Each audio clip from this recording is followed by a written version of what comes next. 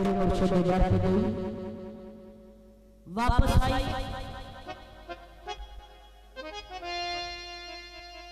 सुबह सवेरे उठी अपने बेड़े च बारी बकर की ताला नबी ने याद किया, वन समझे खाने पकाने शुरू कर दिते, गली मोहल्ला सजा दिता,